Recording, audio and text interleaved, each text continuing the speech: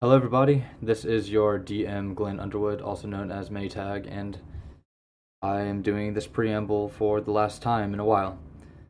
Um, it's been a fun ride, this first season of the Final Rule, and I hope that you all have had as much fun listening to it as we have had playing and recording it for you. Don't fret, however, we will be back in September with even more episodes in Season 2. So tune in to the end of this episode in order to sort of figure out what's going to be different between the seasons, but I think you're going to be very pleasantly surprised with what we have in store. Um, yeah, I don't know what else to say. This has all been very emotional, the support that we've received so far on the Final Rule and the amount of people we've had listening to it. So I hope that you all will consider maybe going to our Patreon and supporting us while we're in the interim period between seasons. We have some very cool things coming out for our Patreon supporters here soon, but just having you listen, honestly, is more than enough. I can't thank you enough for going on this journey with us, and I wish you the best moving forward as well. I'm back in September, and I'll be sure that this podcast only goes up from here. So thank you all very much. I appreciate it. And this once again, I am Glenn Underwood, your DM, also known as Maytag, and please enjoy the Season 1 finale of The Final Rule. Welcome to the Final Rule, the second podcast only that we're doing. This time with help from our friends in the Discord server. We are really, really glad that you all are here to listen to us and that we get to. Oh my God, that was a very sharp bark. That was a dog. So thank you everybody who is listening into this on the Discord. We really appreciate it, and thank you, of course, to everybody, of course, who will be listening to the finale. This is the finale of the Final Rule. I'm basically going to go through this again, but this is the finale of Season 1. We've been working really, really hard in order to make this into what it's become, and I just wanted to make sure that everybody knows how much I appreciate them for listening in to everything that we've done so far, for being our fans, for joining in on the Discord, for supporting us in any way that you are. I cannot describe to you how much it means to us. But enough of that sappy stuff. I'm sure we'll get there by the end of it. Let's talk about what it is that we do. So I'm going to sort of abridge this one because it is the finale, and if this is the first episode that you're listening to, then you should really go back and listen to the other episodes first. But suffice to say that we are a completely improvised D&D podcast. That means that we do not, under any circumstances, do any prep or plan anything out before the show starts. I don't do anything as the GM. My players don't do anything as players. They started off as mechanical shells, and the world started off as sort of nothing. And by playing, we've sort of created the world of Ghrehndhehl in which we take place. In order to do that, we have 5 rules of improv. The first rule is yes, even better, yes and. Say yes to the things that are coming into you, the things that people say is true about the world that we inhabit. And even better is a yes and, which means that you accept what's true about it and also add on another detail to it as well. Work to the height of your intelligence is our second rule, which means that it's really easy to make poop and dick jokes about anything in improv. So if that happens, you don't really have anywhere to go or grow the bit, basically the game, what it is that we're doing. So it's really, really imperative that we treat ourselves and our audience as smart people who will get nuanced jokes, subversions of expectations, stuff like that. So we're going to play to the height of your intelligence and play to the height of ours as well. The third rule is to give and receive gifts. So at any point in time, if you can establish that something is true about another character or about the world, you should seek to do that and give the gift to them. And then it's up to them to receive the gift and establish it and canonize it basically as being true by saying yes to it. The fourth is one that we're going to sort of modify, which is no open-ended questions. Traditionally, in improv, an open-ended question sort of kills the scene because it puts a player on the spot while letting another player sort of get off scot-free. An open-ended question would be something like, what's that? Or what did he look like? Or who are you? And basically, it puts the onus on somebody else to be very clever, and that puts them in a tight spot. It's not to say that it can't work, but that if you were to do what we recommend instead, which is add detail when possible, it works a lot better. So instead of saying, hey, who was that? You can say, why did that man have a banana-shaped scar? And at least then you've given something that somebody can go off of in order to create a bit, right? We're going to amend that a little bit and say that just in general, add detail when necessary, and we're going to make that our fourth rule. Because there will be times whenever you're going to have to ask me what's in a room, what a character looks like, who are they, blah blah blah, and that's just the nature of D&D. So whenever you can add detail, just to help me out. And the fifth rule for improv is make everyone else look like a genius, right? So it's really, really easy to get into the mindset while improvising that you have to be the funniest, cleverest, most attractive person in the room. And that can put a lot of pressure on you to sort of perform in a way that no person really can perform all the time. So what we're going to say instead is we're going to make everyone else look like a genius. If I work to make all of you look like you're the smartest, funniest, cleverest, most attractive person in the room, and you do that for all of us as well, if everyone's doing that for each other, then we will all end up looking like the smartest, cleverest, most attractive person in the room, right? So those are the 5 rules of improv that we'll be playing with. And of course, we have the final rule as well. Rule 0 for D&D. All tabletop games sort of have something like this, which is whatever the DM/GM says goes, right? So at the end of the day, in order for us to establish a coherent narrative, a sort of a story that we can all go home and be happy about, at some point in time, I may have to say that something isn't true or modify something or retcon something in order for it to sort of make sense in the grand scheme of things. This is not me shutting down creativity. It's me sort of negotiating between what it is that we're trying to do, which, as far as I know, hasn't been done before. So if I ever shut you down in that way, I do apologize, but it's for the greater good, and we've all sort of agreed that it is the way that things are. So that's all of our rules that we go by, but there's one sort of thing that we also pay attention to, which is consent and role-playing is very, very important to all of us. We all want to have a good time. We want you listening to have a good time as well, and that can't happen if somebody ends up being triggered by something that we do, or if we just go down a rabbit hole that we don't need to be going down. So at any point in time, anybody in the general chat of this Discord can put an X. If you put an X, that tells me or the players or both that we need to sort of fade to black, move on from what it is that we were talking about, and basically just sort of continue from that point, having no longer discussed what it is that we were talking about. So if all of that is cool with everybody, then we're going to go ahead and get started. Yeah. Yeah. Let's do it. Yes. Welcome, everyone, to the grand finale. The stage is set for a battle, and Ghrehndhehl, no matter what the outcome, will never be the same.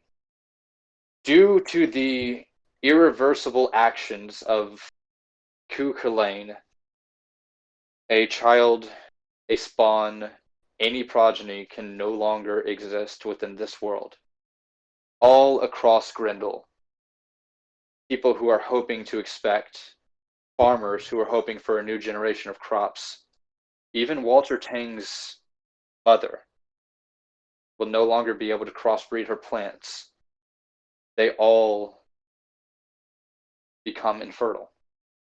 Everything is now infertile. Life has been set a very strict time limit to be able to exist in this world. But none of you know that. Nope. None of you know of the sacrifice of Walter Tang. None of you know of what happened. All you know is that Ku and Walter disappeared in a flash of white light. And then nothing.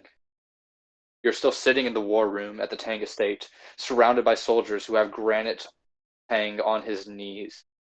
Walter and Ku nowhere to be found, and simply in the dark. At some point you hear some sort of sounds maybe like an explosion, but very far off. Not anything to really write home about. All you know is that your friend is gone, and you don't know where he went. Guys, What's where did Ku and Walter go? you? I'm gonna point at the one that Ku sent to get Granite. Yeah.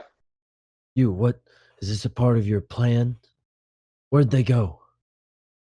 He sort of like looks around, and his eyes are wide. He's as bewildered as you are. And Granite's going to take this opportunity to actually sort of get off of his knees. And he's looking around at the room as well, standing easily at least shoulders and head high over all of you. And he sort of glances around and he says, "Where's my son? Where's Walter?" Oh shit, he's speaking through the sigil. Yeah, that's also worth noting, is that the sigil that was put on Granite is no longer in effect. Wow. Whatever magic was being used to seal the tongues is now gone. It could be that Ku or whoever it was that instituted that sigil, whatever power that sigil had over Granite is now in some place where the actual magic can't affect him anymore. Guys, we gotta find Walter. What? But they just disappeared. Where would he have gone? I don't know.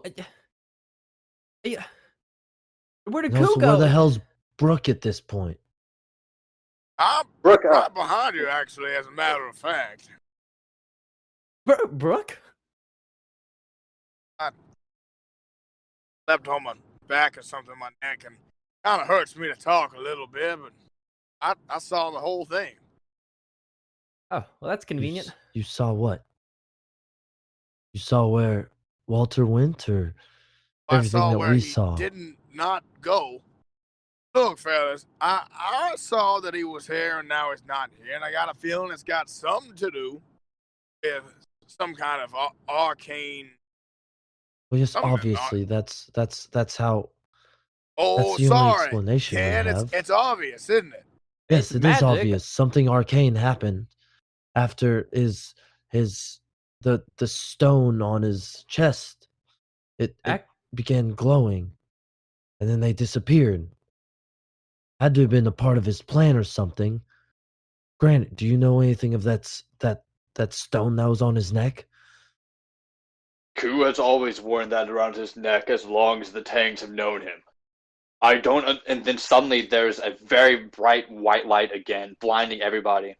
And whenever the light dies down, everyone's eyes adjust. Ku is standing in the room, bloodied lance in hand. Wait, What did you do And with him? he's going to look around at the room, and there's an odd feeling of peace that you get just from looking at him. You are not at peace, but he is. Where's Walter? He throws his lance onto the ground as it clatters. He walks over to the sheet of paper that are the contract that he just had Granite signing everything over to him, and simply rips it in half, and then walks out of the room, paying attention to no one. His soldiers step to the side as he is their commander, and stop anybody from interacting. Do not with him. ignore me. What happened to Walter? Where's Walter? He turns and just looks at everybody, and he just laughs. I'm gonna charge at him. Ken's gonna run at him.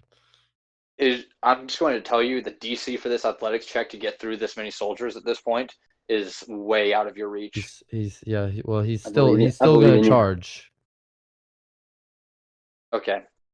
You are held back probably by 4 to 5 soldiers, if not more. Just You son of a bitch! What'd you do with him? What'd you do with him? Where's Walter? And his laugh is going to continue to echo down the halls of the Tang estate until you can't hear it anymore. So wait, is the altar there right now, or? No, he that's came not back. there. So there's no remnants that Walter Tang was here, or anything Nope. like that. All Okay. that's there is a bloody spear on the ground. I've seen Walter bleed a time or two. Any kind of check I can do if this might be Walter's blood. Brooke, there's nothing that you can do. However, if I recall, there is someone in your party who has this particular bond with blood. Oh wait, yeah, how you doing? Yeah, what? And, What? You're good with like the with blood and stuff, right? After yeah, I guess. I mean, yeah, I could try. I mean, I could try. I could look at it. I go over to the lance and I look at the blood. Walters, yeah.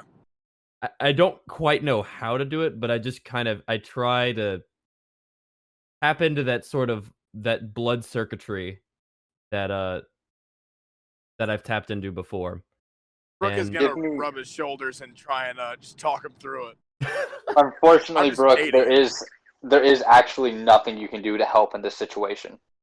I'm just doing it. I appreciate. Because Yeah, totally. As a flavor thing, you're more than welcome to. Be a pep talk. So give me. I'm gonna say this is an insight check. Okay. Dorvis, for you to have any sort of gleaning about the nature of this blood based off of your relationship with blood magic as a whole. Do I get any bonus or no? No, it's just a straight check. All right, got it. That was a 9. You do your absolute best, and you know that the blood is fresh. However, the most that you can sort of glean from it is it happened within the last 10 minutes, and that the amount of blood that's dripping off of this lance, there's a good chance that it might have been fatal. It's fresh.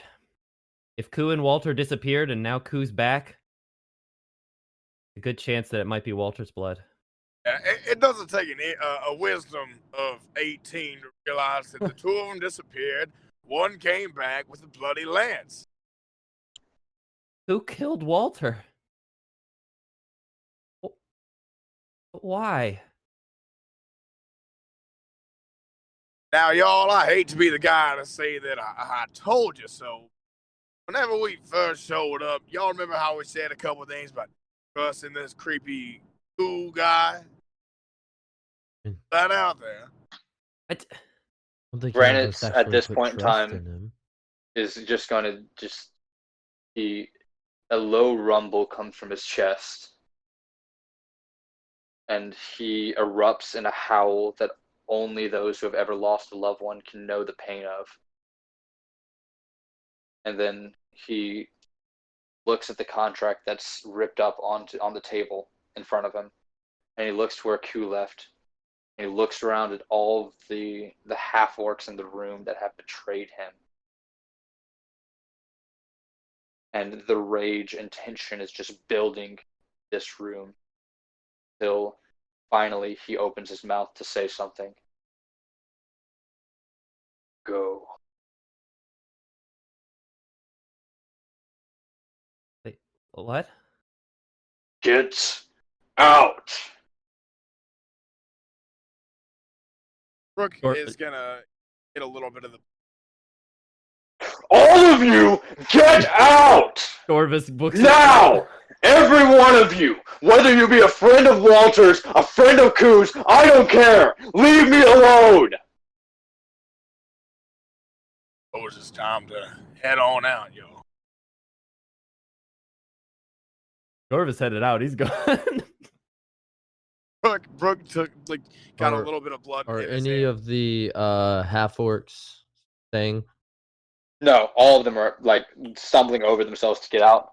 All right, I'm just gonna stay until the last one leaves, making sure they don't try anything to Granite, and then all of them, as far as they're concerned, one, they don't want to deal with an angry Granite because they know what he's capable of, and two, with that contract torn up on the ground, they're not sure what the legal standing is of them having to be here. So this is as good as freedom for all of them. Yeah. Okay. Yeah, I'm just making sure they don't try to take his head or anything. No. So at this point in time, all that they really wanted was their freedom in the first place, and this is as good as they're going to get right now. Okay. Yep. After the last half orc leaves, I'm gonna take my leave. Kentorla, wait. Yes. I want you to know that I can't trust anybody who's just in that room, let alone you. I don't know what you know. I don't know what happened to Walter. But if you see that bastard Kukulane, you kill him where he stands. I don't often make promises, but this one I will. If I Oh, ever see him, please, he'll be nothing please, but a please withering pile of ash. please follow through on that, Kentorla. Now leave me alone. A father must have time to grieve the loss of his son. Yep, and then I will leave. And as everyone's sort of like barreling out of the front of the Tang estate, all of the half orcs, overjoyed by the fact that they have a newfound freedom. A couple of them are hesitant to run out into the streets of Tovis Town because simply, well, it's hard to reacclimate to a world that you haven't known in such a long time, many of them since they were children. Look, Um, what do we do now? I mean, we don't have a plan anymore. I don't even know what just happened. Have a little bit. You do? Are we outside by the tree? yes. I walk towards, or Brooke walks towards one of the younger trees, takes the blood that was on his hand, that's kind of smears it on the tree, and I'm gonna try and use just craft to maybe bend the wood of the tree to kind of make not necessarily like a Walter shape, like a bust, but almost. I'll say that what you're able to do for the young tree is the sort of gnarled knots that are present on most like oak trees. You're able to create one that has a vague likeness to Walter. The passersby wouldn't know, but the people who knew Walter would see him in the tree. Okay, that's all. That's all I was trying to do. Well, from there, I have a purpose. Along this gave me a purpose. I feel like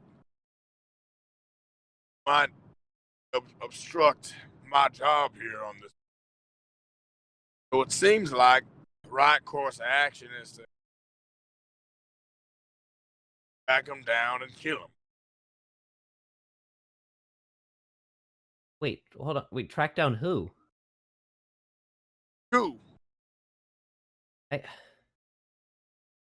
Yeah, I mean, I guess we could do that. But, I mean, Bring Walter back, though. I don't know either. Tell me, Dorvis, I know us half orcs pray to different gods, but have you ever been much of a religious fella? Well, I mean, it wasn't until I met a demon. Then I guess anything's possible. Right. Well, might ask a word or two. Honest. Walter, maybe not directly, might have been practicing some of her teachings. I think, I don't know. Ask the tree. What seems right. Also, really quickly, just to clarify anything real quick for you, Dorvis, you know that he's a devil, not a demon.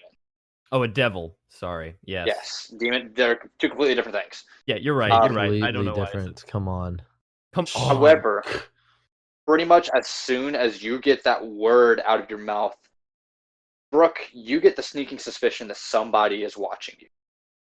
Do you Watching ever both get of you. that feeling that like someone's watching you? Dorvis suddenly realizes what he did, and he's like, all the time. Making that face again, Dorvis. You know, face when you're like We real gotta get out of uncomfortable. here. We have to get out of here right now. Why? I said something I shouldn't have said. Let's go. Get Ken. Where's Ken? Dorvis, Ken what do is you, just there's now something behind walking me, out of the Dorvis. manor. Ken, we've got to go. We've got to go right now. What, So do you Ken, know where Q went? You walking out of the manor immediately see the person who's watching Brooke and Dorvis. Hey, Oh, hey, Alex, Ken. why don't you go ahead and describe to us what Ken sees with your character? All right, so you see a cloaked figure, much like myself, walking sneakily, trying to be as sneaky as possible. The cloak has about 1,000 eyes all over it, and I'm just like kind of mumbling under my breath. Or, excuse me, he's mumbling under his breath. And that's what you see. Are you like in the bush or something, or? Yeah, so I see. I think it's like I'm very hidden, but it's just a small sort of a hedge bush. But I'm being very sneaky about it. All right. Quick turns around. I'm. And just so you know, Borrego, I think that you overheard what Dorvis said. Okay. And You, who are you? What do you want? I think the question is, what in the hell are you doing here? Oh, we got another tough guy here. Yeah, sorry, friend. We only got one kind of quiet, soft-spoken, brooding fella. Two seems like the cap, really. Yeah, I would kind of agree with Brooke. What are you Listen. doing listening in on them? I don't want trouble. All right, it's not why I'm here. But I overheard Why what are you were you saying. here? I'm Wait, looking for what? somebody. Something, actually. Terrible thing. Wait, And what's that? Pardon? I think this one knows right here. And I kind of motion to Dorvis. I think this one knows exactly what I'm talking about. oh, you don't mean him.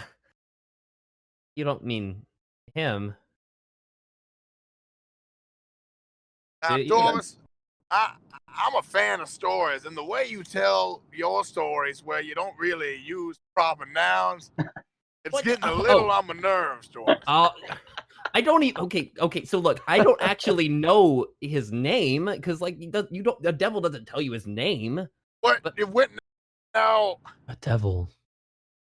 Yeah, you said something before about a devil. Is it actually a devil, or just like a kind of like metaphor? Like, oh, you No, devil, you. No. I wish it was metaphorical. Brago's sort of like his hands twitching at the hilt of his dagger. You, Dorvis, give me a rundown real quick. How tall are you? I'm like about I want to say 5'9", maybe. Oh, okay, never mind. What? What friendship do you have with the devils? Friendship? Honestly, I shouldn't even be talking about this. I'm just in a contract with him. You work with him? Not intentionally. Listen, I want you to look me in my eyeballs right now. I don't know which one to look at. Anyone, okay? It's irrelevant. Take me to the devil, okay? Oh no! I'm not doing that. No, I ran into him a couple days ago, and I'd rather not run into him again if he's gonna just not come around. I'm gonna try to roll to intimidate. Oh no! All right, Dorvis, Shit. Dorvis, give me a wisdom save. Okay. My wisdom save's actually pretty good. While you guys are rolling, I just want everyone else to know like how Alex is playing this character. He's like real fidgety in his face, and he's just kind of like moving all the time. Just has this like little smirk on his face the whole time. It's pretty hilarious. It's really great. great. I love it. All right, I'm going to roll. 17. Ooh, I rolled a 17 as well, plus Ooh. 1 to intimidation. Oh, +1. Ah, God, the +1. Yeah, I don't. So Dorvis, consider yourself summarily intimidated. Brago is about 4.5 feet tall. He's very short, Oh. and he's looking up at you right now with like this snarl on his face, like, "That's right." Look, even if I were intimidated by you, look, I'm more intimidated by him, so I don't want anything to do with him, and I don't think you want anything to do with him. Thank you. We've got to go. Let's go, guys. You guys run off. Dorvis is starting to walk off. I'm following Dorvis. Please don't follow me. I'm being really sneaky though. I don't think the rest of you are watching me. Brooke approaches. I mean, I had my eyes on you the whole time. I wasn't running with them. I was running behind you.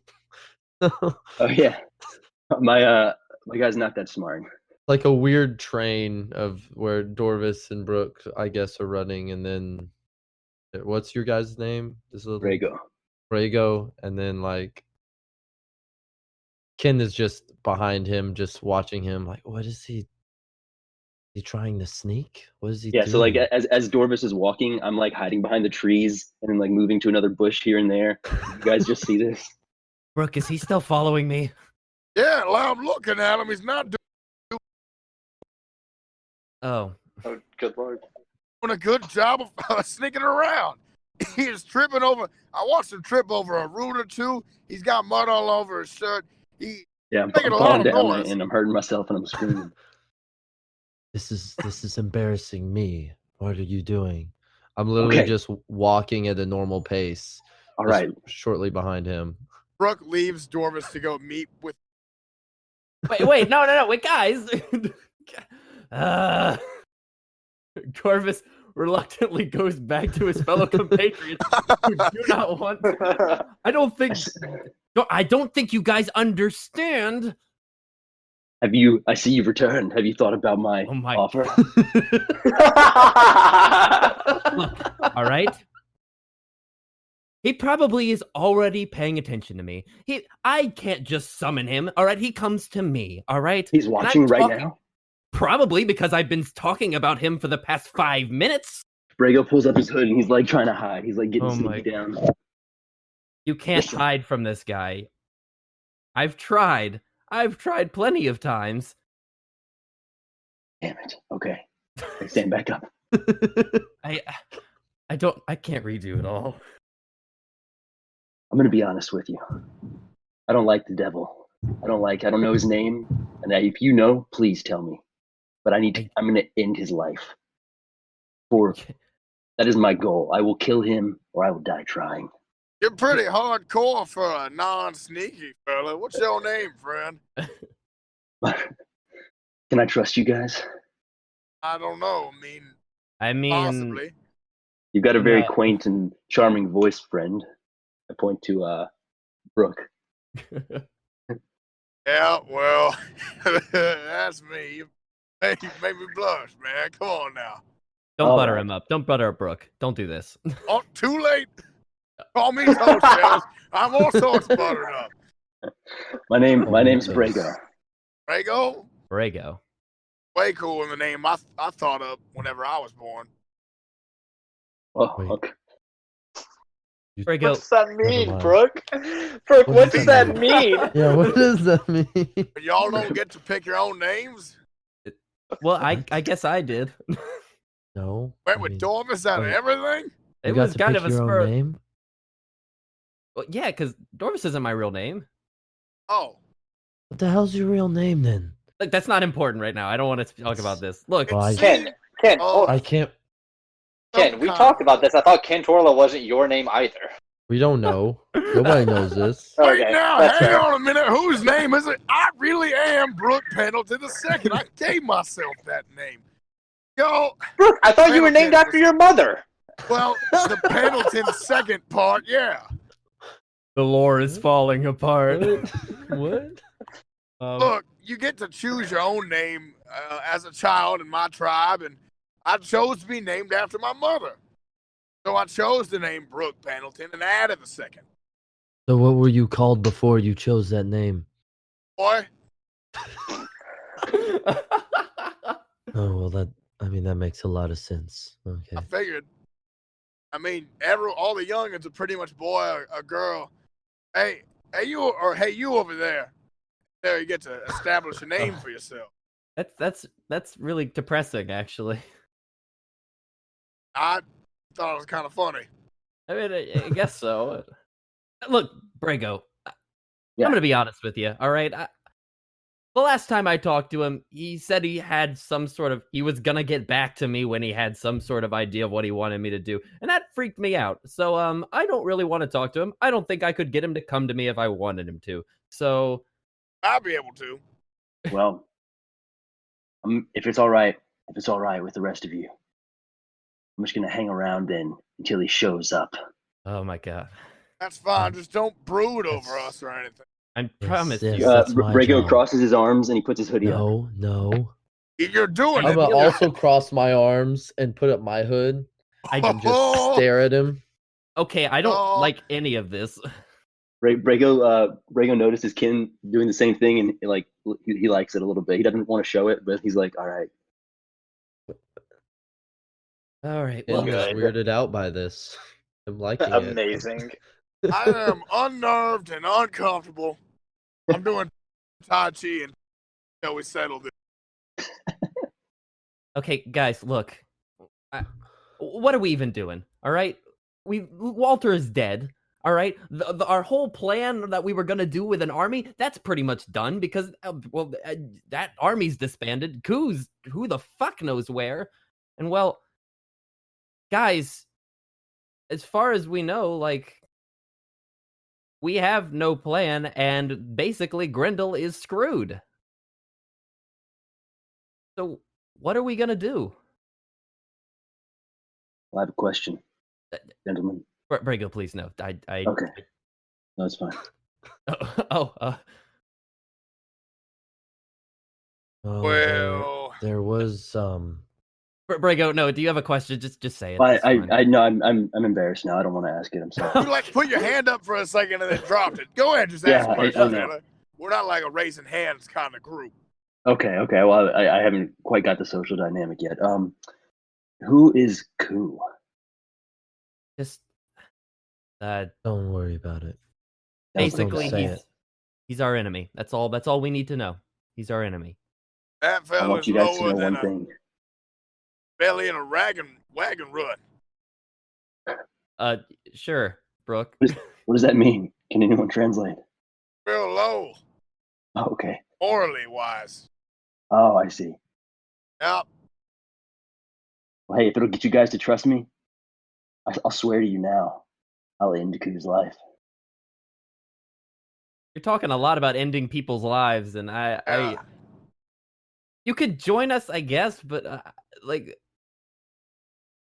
Hey, no, if you guys don't want me, I don't want to force myself in. I mean, no. At this point, I guess we need all the help we can get, right, guys? Because I think we're just basically screwed. Yes, You know? Well, with, this is true.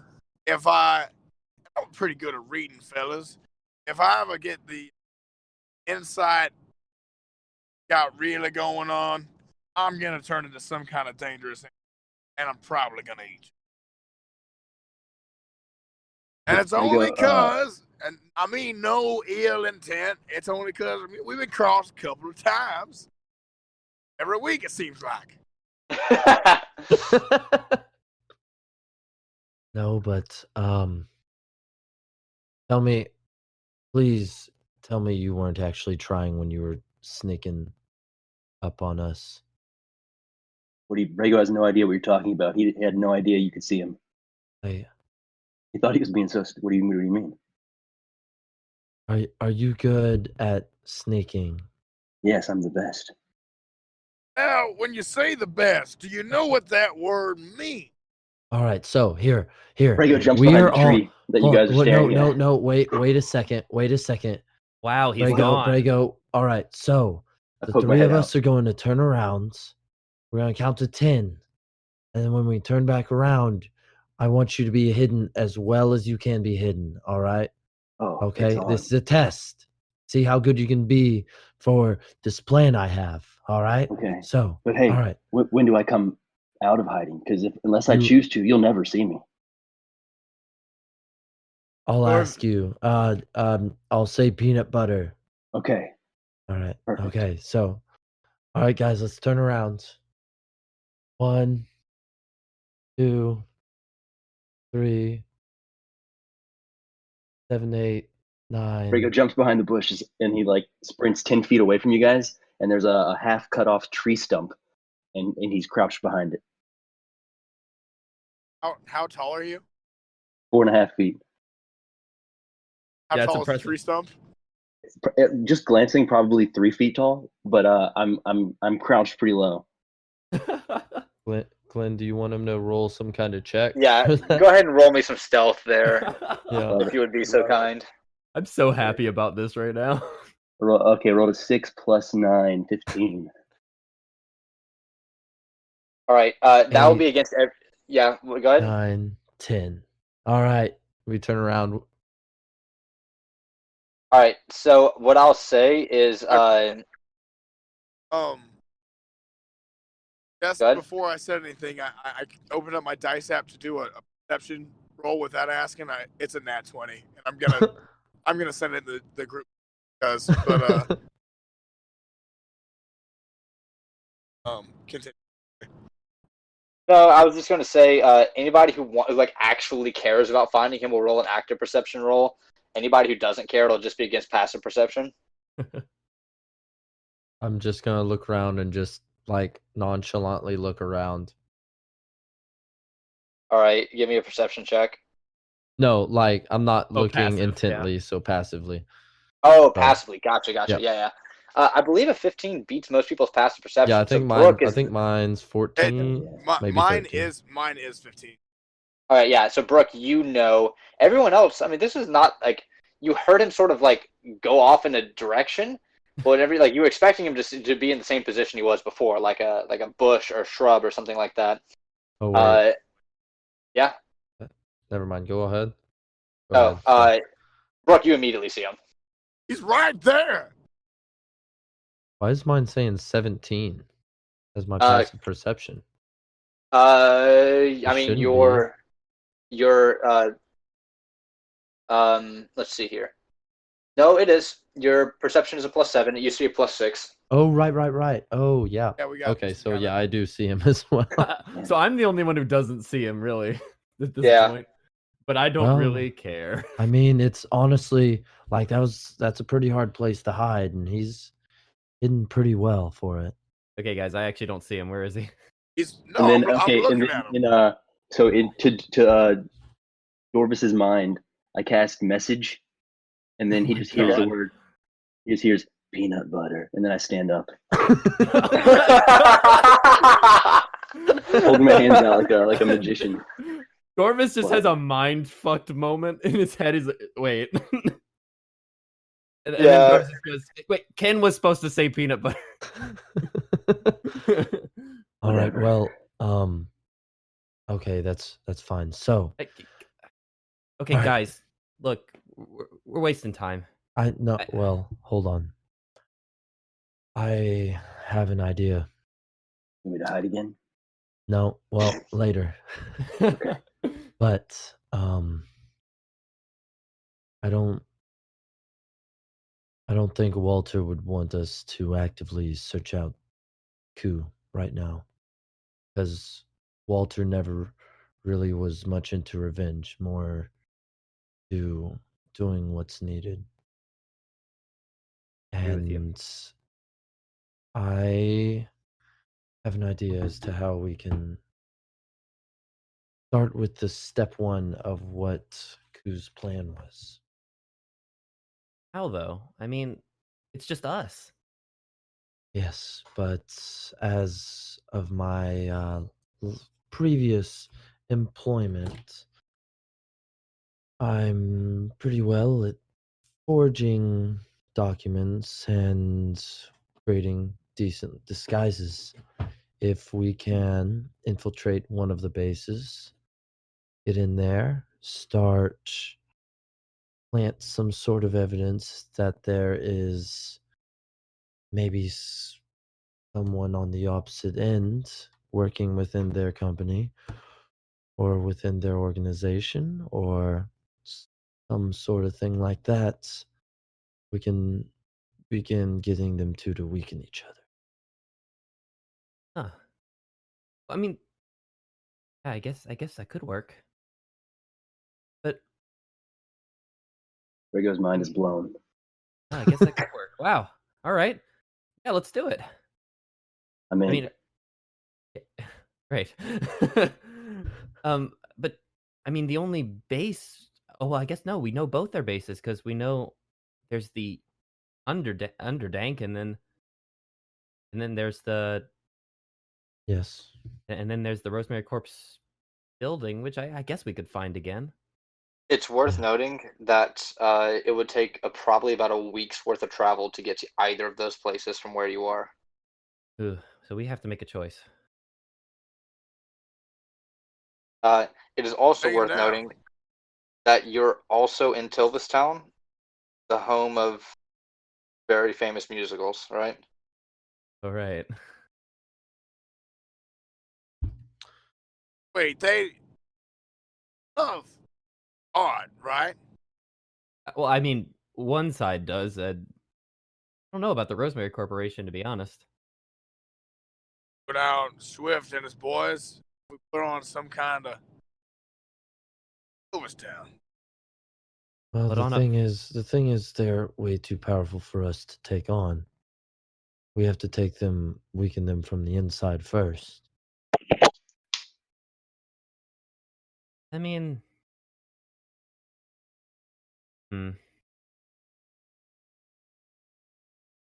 man, this is tough. And I mean, if anything, I would say that the Rosemary Corporation maybe, since we know the actual location of it, may be the easier one to strike. But Or Wait, let me get this straight. We're trying to sneak into this Rosemary Corporation. either that or do we know of any musicals that are happening within the week? Yes, actually. In fact, it's one that you, Ken, and Dorvis are very much familiar with. oh no. The Pyramids at Large is actually getting revived on Tilvistown right now. Oh my god. The one that started it all. All right. Well, Oh my gosh. there is the musical of the Pyramids at Large. Wait, is that That is The Pyramids at Remember that Large? Pyramids at Large that's being played in Tilvistown. And if we can somehow get a way to make it look like the Rosemary Corporation is trying to attack their higher ups, because I mean, they, especially Swift loves his art. If we can somehow frame the Rosemary Corporation into attempted assassination or something like that, Like a we can get them. like a catalyst. Yeah. They're already both at each other's necks. We just need to set And them I off. kind of just look at Brago and then Wait, why look are you back looking at Dorvis. Wait, why are you looking at me? Well, I mean, we already have our attempted assassin. And Brago hears you say that, and he does 3 backflips in a row, and then just lands perfectly and says, "When I was a young boy, I was a part of a traveling circus for many years. If you need a performer," and he does like a stance, "I'm your man." Oh. Or hold on, you said you're a performer, right? Well, Yeah, the you've critics never done- loved me, but yeah. Okay, well, I don't know about this fella. He was throwing maybe. his head back in those backflips. Hold on a second. Almost all off. I'm getting What? an idea. Ken's getting an idea. Maybe if, as you know, attempted assassination on Swift, I feel like that wouldn't hit him too hard. But maybe if someone were to destroy the performance, his work of art, his production, and breaking into saying- it and announcing that the Rosemary Corporation wants to send a message to him. Are you saying get myself cast in their play and on purpose? Well, you won't be Terrible cast. job. We're gonna knock someone out that was already cast, and you're gonna, be playing I their think I'm part. good enough to actually audition. Well, the auditions have already happened au- if it's happening this week. So Yeah, I'm sure they've been practicing for weeks. yeah. That's very true. Technical rehearsal like 2 weeks ago. But Okay. if you went in already knowing all the lines and one of them just happened to go, get a little sick, I don't know. I'm maybe. I'm thinking a little bit more on the lines to where Rosemary Corporation planted him, ruined the performance just to send a message to his followers, because this performance it. probably has all of Swift's followers. I love it. I mean, you know what? It's the best plan we got. Let's do it. Brooke, what do you think? You think, Brooke? I think it's getting kind of hot out here for being this time of the year, fellas. What were we talking about? Look, Brooke, are you in or are you not? I'm in. What are we doing? Great. We're gonna ruin Swift's Brooke performance. wipes a little bit of like spice from where his nose. Okay. Incredible. Wow. Okay, so we're gonna fast forward to the dressing room, okay? You guys managed to through your connections to the Tang estate, you've managed to be anonymously gifted by a we'll say that they were just signed with a simple D.T. The initials DT. And suddenly the tickets just showed up on you. And you guys all have tickets to not just tickets, but like premium passes to the first Pyramids at Large revival show that lets you in to meet the cast beforehand and invites you to a banquet after it's finished as well.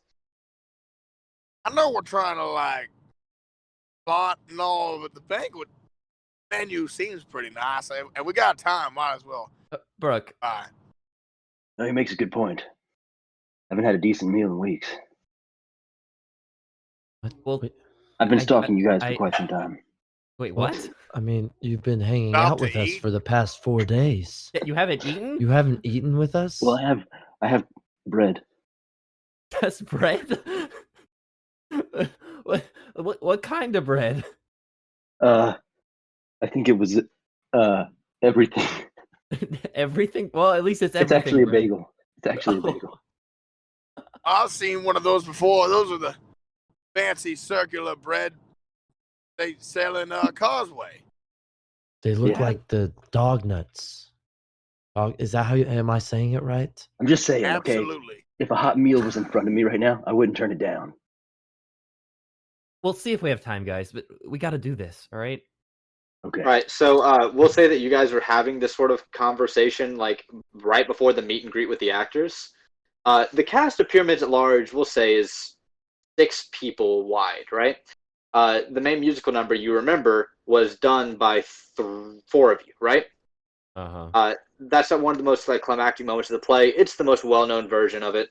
If something is going to happen, it will happen during that musical number. So you managed to pinpoint one of the actors who is we'll say an elven man of about, I don't know, maybe he's 70 something. He's pretty young for an elf, right? How tall is he? We'll say that he's about 5'7" or so. I wild shape into a cat and go brush up against his leg. Do you want to do that in front of him? No. Okay. What's up? So you wild shape out of sight and you brush up against him as a cat. Yeah? Yes. Okay. So yeah, he sees this cat and he's like, "Who let a cat into our theater? This is not where cats belong. This is where art is performed, not animals. Not stuff for the circus." I turn my cat head to my companions and give them the nod and make sure no one's looking. Yeah, I'll say that it takes a little bit, but he continues to go on a rant about how he can't work in these conditions.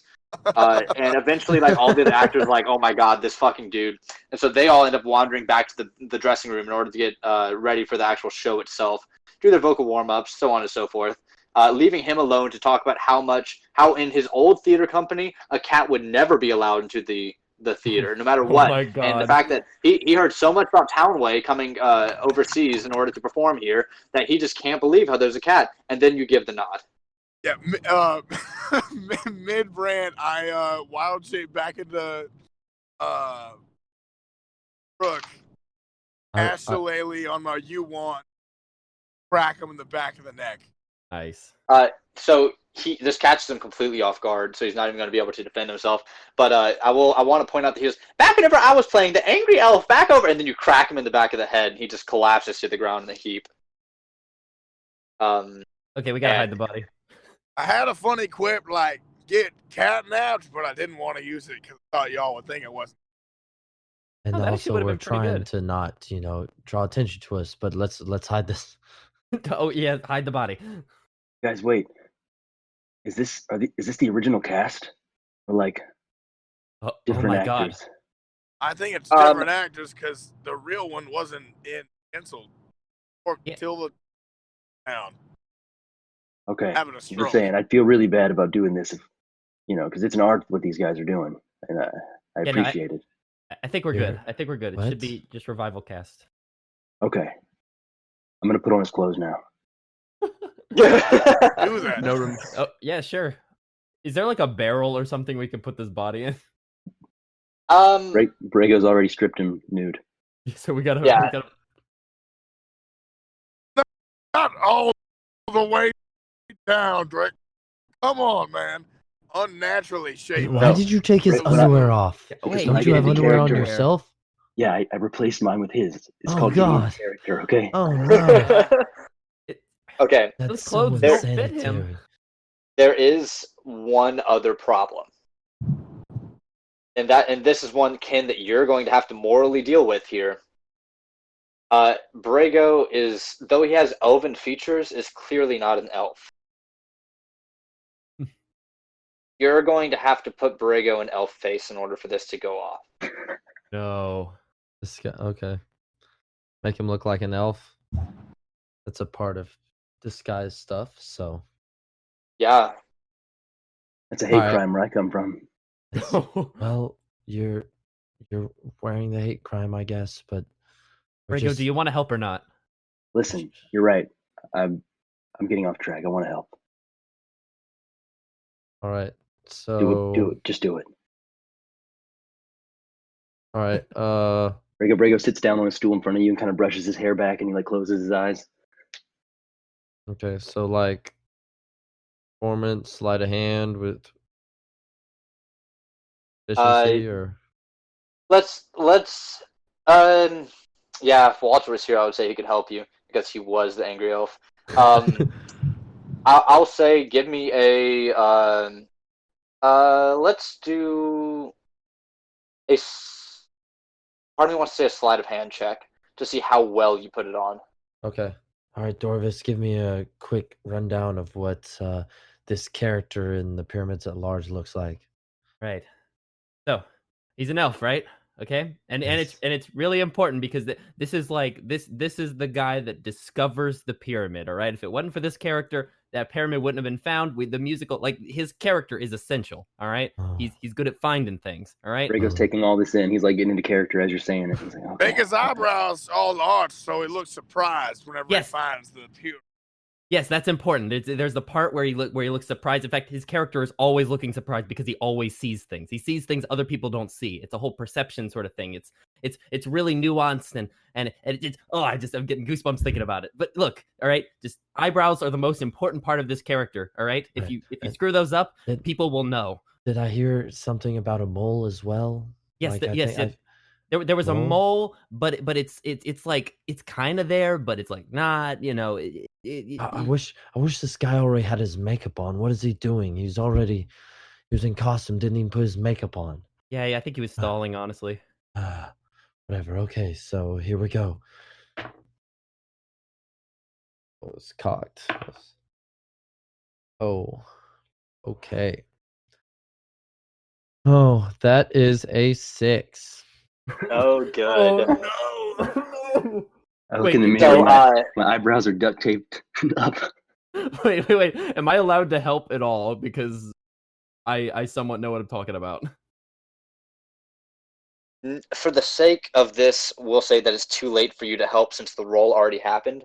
Dang it. Okay, it's fine. It's fine. So this is what goes on, right? So Ken is like working away, and he's like, you start to get into it actually, and you start, you take an artistic liberty here.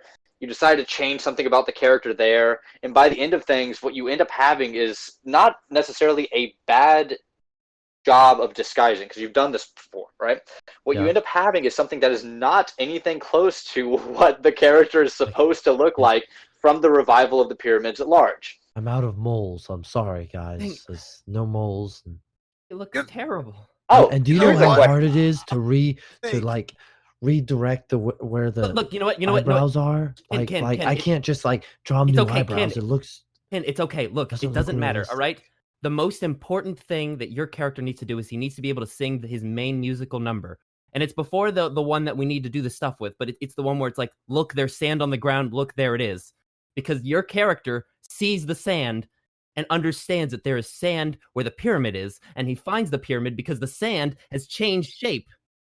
So if you can sing that song and sing it to the best of your ability, I think people will not care about the makeup. All right, but you have to sing that song with the best kind of glory. It's the only way the audience is going to be on your side.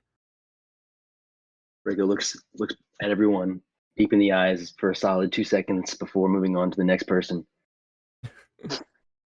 And he Franco, are starts you to okay? belt out. He starts to belt out the most beautiful rendition of what he thinks is the song you're talking about, as loud as he can. Oh, wait. Well, does he need to make a roll to see if he gets the song right? Oh, he absolutely has no idea what this song is, but I'm going to let him sing it anyway. Okay, yeah, go ahead and sing Well, it. Sing. No, you definitely made it your own. Hold on, Brooke. He's got to sing Hold it. on, Brooke. He's got to sing it. Yeah, Brego's just shouting the word sand over and over, but in various octaves. Let's hear it. Yeah, you Oh, gotta God. do it. Come on. This is live. Sand, sand, sand. And then he won't stop no matter what you guys do. No, Brego, no, stop. Brego, that's just the chorus. You can't just keep singing the chorus. Sand. Brego, stop. And then he looks at you and he kind of does like a nod and a wink, like, hell yeah. Guys, I have a we're- question for you, Brego. Are you willing to completely get rid of that cloak that you had in order to be in this costume? Does Brego hear this? No, I'm asking you this as a DM. Brego, I don't think Brego wants to lose the cloak, but he would take it off if you guys convinced him. Yeah, Brego, so- take your cloak off. It's not part of the show. Yeah, they're really gonna Yeah, be I off by mean- all the eyes that are looking everywhere. They're yeah. not I mean, gonna you know could which have one's at a least surprise. like put it under the costume, but Yeah, now what if I put like it? I'll put it under the costume, guys. I can't take this. I don't like taking this off. okay, then you Okay, can do yeah, that. as long as you Yeah. hide it. Lights on out there. Just- You're it gonna can't be sweat a lot. outside. I don't know why you would think it could be outside. What if then. it's a character choice? Well, I Character don't- choice? I Wait, think hold on. the- What do you? What? My kind guy of character discovers the choice? pyramid, right? He finds it. Right. Maybe the Wait. eyes are like representative. Yes. Okay. Yeah. No. That can work. We're not the directors. The director Swift will know. Oh wait, no, you're right. I'm We're getting not- ahead of myself. Brego, I I'm the think at this lead. point, I'm like, the lead, right? yeah, I'm about to say, yeah, no, Brego, you're at this point pretty convinced about this cloak. You've convinced yourself. Okay, yeah, no, this is it, guys. This is how I find the pyramid. All right.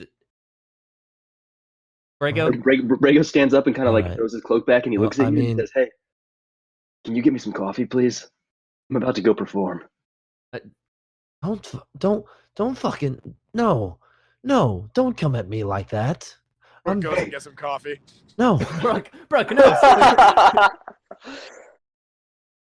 Thank you, Brooke. Brego, you're like 99% sure there's gonna be coffee in the dressing room. Oh, Okay. They didn't have any creamer. They only had like Brooke, did you walk in the milk. dressing room? Brooke. yeah, Yeah. Brago rolls his eyes. Typical. What? He's really getting really into his actor persona. Okay. Oh, Also, guys, I mean, I'm really surprised we haven't by now.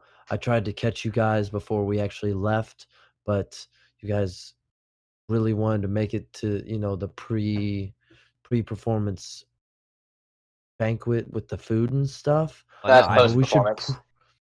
What? That's post performance. Oh, okay. Well, you guys just want to get here early. But I should probably try to disguise each of us as well. Oh, yeah, that's a good point. All Yeah.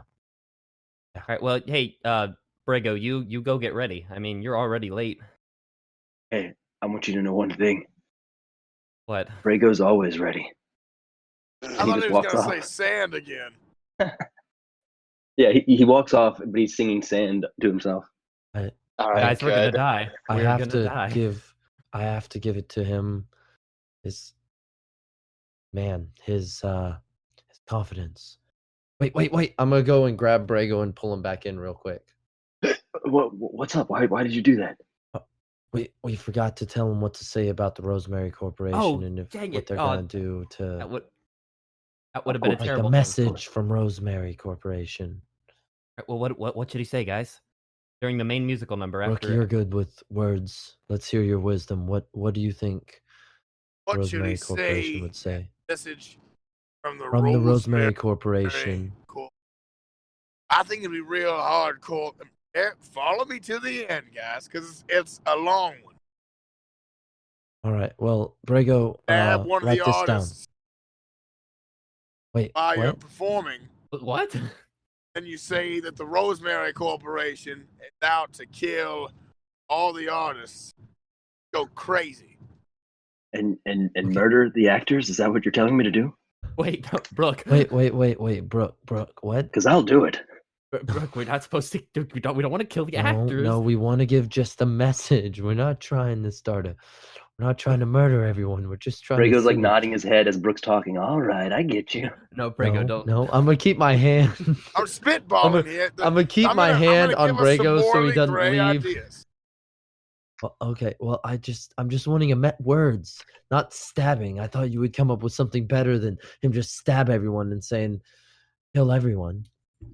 I say mid-performance, instead of delivering the lines, address members, the audience members, tell them Rosemary Corporation is hunt down, what's the name of them folks, like Swift's friends? That's Are they like the Sinister Six or something? The artful. Artful Four. The Artful Four. I could have sworn it was Sinister Six, but no, Artful Four. That sounds pretty baller, though. We should write that down for future. Look, yeah, if we Brago, ever. Can we call ourselves that? I mean, like, No, there's we only are- four of us. There's We're- only 4 of us right now. We're the But that's Kang what's so Gang. sinister about it. We have 2 invisible. Look, that's not. Damn it, that's not part of the thing. Okay. Okay. Look, Yeah. what are Oh, we're getting off track? So we Yeah. will, while performing, still in character. Bro- You'll. Hey, Hello. your friend sounds kind of sick. Rosemary Corporation annihilate. Wait, what? No, continue. Oh, okay. Rosemary Corporation seeks to annihilate the Artful Four face of Ghrehndhehl. Then you just point your knife at him real menacingly because you're an actor. You can do that kind of thing. Yeah, stay in character this whole time. Brago's like waving his hand. He's like, I got it, and he's walking off already. No, I still have my hand on you. Brago. I'm still holding on to you. Why are you doing that? What are you doing? So tired of your attitude. These damn young actors think they're ready. Not. Repeat it back to me. What did I say? I'm gonna get on stage. I'm gonna deliver the best goddamn performance of your lives and mine. Wait, As soon as the audience is moved to tears and I've got them on the edge of their seats, I say, I walk center stage. I cue for the spotlight to be dropped straight on me. So far, so I good. may or may not do a backflip. I haven't quite decided. Probably opt out of the backflip. Mostly just rely on the lines at this point. And once the air in the room is, I've got them where I want them. I'm going to tell them the Rosemary Corporation hates art, and the something for the artful for, was that it? Yes, that's it. Artful four. And that they want babies to die, and then I'm going to sprint through the aisles, singing sand again. Maybe not. Maybe, but You also should tell probably them like just like the you nearest received a message exit from the probably is the Rosemary best Corporation. idea. And Probably the nearest exit, not through the aisles. Probably the Not through nearest the exit. aisles. Okay, well I'll just come backstage again. and look, guys, why don't I just I don't know, set the stage on fire, and then we'll Yep, call it. sounds good. All I right, can yeah, control sounds good. flames on Yeah. the fire. We'll make a scary face of Sage. Great. Remember that guy? Oh yeah, that's a scary guy. Could do that. I mean, And then I'll you could make 'em also sound shape like- it like a beholder as well. You could shape it like a You beholder. could shape it like Wait, the a I'll beholder? probably do that. That seems like a cool idea. like what's All right. his name? Wait, Al's called a Bar. beholder? Yes, Right. I've read it in a book. Or So the plan is set now. You guys have a plan now. We are We just got going a to. plan. We are going to. You guys, Ken disguises you all to where he's relatively sure that even if you just get passed by, basically a general cursory glance at you is not going to reveal who you are, just in case there are any of Swift's allies in the crowd, right?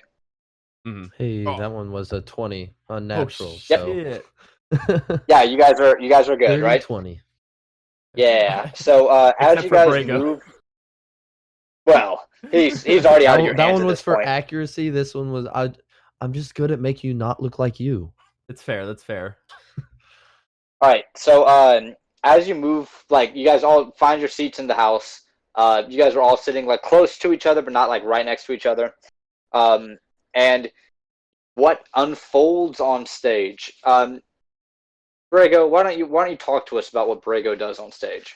Okay, so the Brago you I've all known, gotten to love over the past few hours is God, We've Quite actually been dramatically hanging out with different. you for like a week now, right? you guys just didn't know it. A That's few right. days. Oh, you're right. You're right. No, Well, well, this no, because Brago- this is later on in the week. That's true. Just That's true. fast forwarded, and so we're So the moment essentially that he crosses that threshold of backstage to on stage, he sort of he sees the crowd and takes them all in, and he's a little bit starstruck. He kind of forgets everything, and he kind of saunters out with his chest puffed out, center stage, and the other actors are all around him, and this may or may not be the scene in which he needed to come out, Oh, God. and they all just kind of get quiet and just look at him and a few of them are whispering at him too, what the hell are you doing right here? This isn't the right time. And he kind of motions for them to shut the hell up. He's got this. Oh no. And he walks to center Fantastic. stage, I'm sweating. and he's looking at the audience, and for a moment he remembers his youth of the traveling circus when he would perform for people of different towns, and it was never a crowd like this. And so he gets a little tear in his eye, and he's thinking back to his mom and how she trained him, and he promised her that he would make it one day, and he just wishes that she was here to see this. starting to cry. I think he's breaking. Oh no. He's breaking. He falls to his knees, and he's kind of just whimpering right now, and it's a huge he's bawling, right? And all the other actors are just staring at him with their eyes wide, what the hell is going on? And then as if he just composed himself all at once, he just belts out the most glorious sound that you've ever heard in your life. And at the same time, he jumps up and does a backflip. I'm gonna try to start a clap. I'm gonna You're the only one. Brooke claps really. Also, real quick, I just want to let y'all know. Whenever I rolled that 20 and tried to send it to y'all, I send that to the cheer group meet. Everyone has been on my phone for the past 5 minutes. I was trying to figure out why. Nice. Did y'all see my Good. natural 20 and y'all didn't see about it? Sorry. Excellent. I'll say Ken and Brooke, while you're clapping along, eventually you manage to get the crowd to sort of like, not everyone claps because some people are like Pyramids are large purists whenever they're watching the revival. So they don't like anything that wasn't part of the original show. But some people are like, man, this revival is really shaking things up, and they're willing to clap along. So That is not the main room. I'll say you managed to get like 3/4 of the audience to cheer for the performance that you just watched on stage, right? That's enough. That's enough for Brago. He's like he thinks that he's got him, and with an unwarranted confidence, he stands back up and he starts like sprinting in circles through the stage, taking the different actors by the hand and spinning them around in dance as he's singing his Sand rendition. And then he kind of loses himself for a moment. He forgets exactly the plan, and he's just kind of going to town, right? He starts making out. He's forgetting the plan, y'all. With the one female elf he can see on stage, he just kisses her as passionately as he can, and then as soon as she comes out of it, she's just stunned. She doesn't know what's going on, right? And then, but he sees Brooke. He sees Brooke behind stage looking at him, like, and Brooke's got a sign, and he's pointing at the sign, and it says, "The plan." Stick to the plan. The plan, Brago. Come on, man. Of course. Brago snaps to, and then he turns to face the crowd, and all at once, everything gets quiet. And Brago walks to the edge of the stage, and then he shouts. He takes a deep breath first. He takes it all in, and he shouts as loud as he can. The Rosemary Corporation sucks and hates everyone. And with that, he casts fog. And nobody can see what's happening on the stage. And then he's sprinting around. And he just remembers what Brooke said about murder. And he starts stabbing every actor he can. No! That was our plan 3! Dorvis freaks out and just immediately casts bonfire on the stage because he's not sure what to do. He has to do something. Next part of the plan, cast bonfire on the stage. Brooke casts control flames and turns the bonfire into a beholder that is frantically looking around for Brago. And Brago's just shouting, "This is for the Artful Four!" And he's laughing maniacally. The fire's now a beholder. Oh my god. And with that, he sprints back behind stage. And he looks at Brooks. Did I do good? Did I do good, buddy? Brooks shakes his head and gives him the hell. What do you mean? I did exactly that was the plan. You did like almost half of the backwards part of the plan. Right. I run over to them. What is going on? I have the fire. I don't know. He's responsible. They're gonna hate him now. I hope so. You didn't get the line right. They sucked. You didn't say you were they part sucked. of them. You said it was for the Artful Four. I don't know why I'm laughing because it's so damn sad and frustrating. Oh, guys, we better just get out of here before they find us back here. All right, tears are coming out of my eyes. The pandemonium is like the pandemonium, like the stage is on fire. People are rushing out of the theater. You guys are like all convening with each other, and then suddenly like a voice just booms over all of the pandemonium, and the voice is one that is familiar to pretty much all the party, except for of course for the one person. Yeah, Brago, like he has no clue who this is, but the voice just says let's see. How would Swift respond to this? Oh no! What in the hell is going on out here? And then, like immediately, like most of the audience and like the actors who Brago didn't manage to instantly kill from stabbing them in the fog, all sort of stop and like they're transfixed as the fog clears out from the stage. Right? Fuck, we gotta go. While we're running, I'm gonna be trying to wipe off the makeup off of Brago's face. Yeah. And you guys help too. Trying to rip off the costume as well.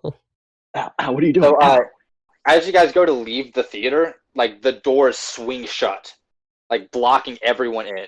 Oh no! The fire dies on stage instantly. The fog clears, and standing on the stage amidst the lifeless corpses of several actors, is Ringo, did you kill Swift. some of them? Killed a lot of them. Oh god, it's Swift. And Swift sort of looks at the lifeless actors and sort of like raises a hand, and like you see like ghostly apparitions of them sort of rise and stand behind Swift, no. smiles on their faces all. And Oh, Swift looks out onto the crowd and says, "Now who here is responsible for this mess?" Get out of here. Brago's crouched behind a wooden chair that he thinks he's perfectly hidden in. I'm going to count to 5. And whenever I get there, I expect somebody to come forward and confess to what happened to my musical. 1, Guys, I think I messed up, guys. 2, Brago, 3. What do I do? Okay, Brago sprints out. He sprints out. I did it. I'm sorry. uh-oh. Just don't hurt And my who friend. on earth are you? And who are your Don't friends? say anything about us. Wait, no, we Don't didn't- say we anything didn't- about we us. didn't- Who am I not supposed to hurt here? Listen, the actors are my friends. I noticed that you brought their spirits back. Just don't hurt them. What? I'm not in the business not of hurting people, unlike you. Okay, Apparently, well, you psycho. would you believe me if I said I was lying and I didn't do it? God. No. Why on earth would I believe? Because you looked really scary, and I thought you were going to hurt people, and I didn't want that to happen, so I lied and said it was me. Now, you're giving me a lot to think about. I'm not entirely sure that I know what to believe right now. You mentioned that these actors are your friends. How do you know my actors? Well, I'm the lead in this play. Did you catch the performance just now? It was riveting. Oh, really? Then who is that? And he's gonna like sort of motion behind him, and the elf that you took this role from is just sort of standing there, Oh. and he's like, oh, he's very upset. Is he still naked? He's mostly naked. Brago looks at him. Oh my God, what happened to you? Oh god. He is.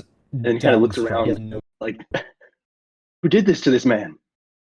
God. And then he's just gonna point at Brooke. Well, actually, Brooke's disguised, isn't he?